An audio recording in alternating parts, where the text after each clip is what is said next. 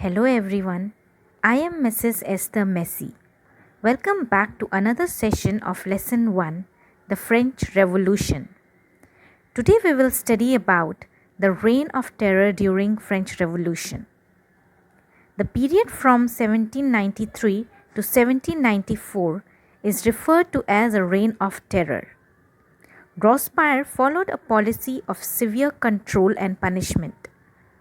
All those whom he saw as being enemies of the Republic, ex-nobles and clergy, members of the political parties, even the member of his own party who did not agree with his methods were arrested, imprisoned, and then tried by a revolutionary tribunal. If the court found them guilty, they were guillotined. The guillotine is a device consisting of two poles and a blade with which a person is beheaded. It was named after Dr. Guillotine, who invented it. Robespierre's government issues laws placing a maximum ceiling on wages and prices. Meat and bread were rationed. Peasants were forced to transport their grains to the cities and sell it at a price fixed by the government. The use of more expensive white flour was forbidden. All citizens were required to eat the plain equality bread, a loaf made of whole wheat. Equality was also sought to be practiced through forms of speech and address. Instead of the traditional monsieur, sir, and madame, all French men and women were henceforth citoyen and citoyenne, that is, citizens. Churches were shut down and their buildings converted into barracks or offices. Robespierre pursued his policies so relentlessly that even his supporters began to demand moderation.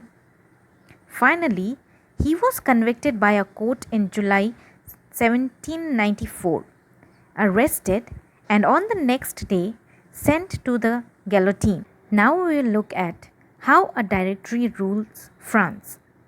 The fall of the Jacobean government allowed the wealthier middle classes to seize power.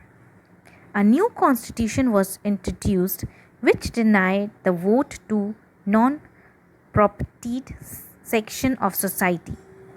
It provided for 2 elected legislative councils. These then appointed a directory and executive made up of 5 members. This was meant as a safeguard against the concentration of power in a one-man executive as under the Jacobeans. However, the directors often clashed with the legislative councils, who then sought to dismiss them. The political instability of the directory paved the way for the rise of a military director, Napoleon Bonaparte.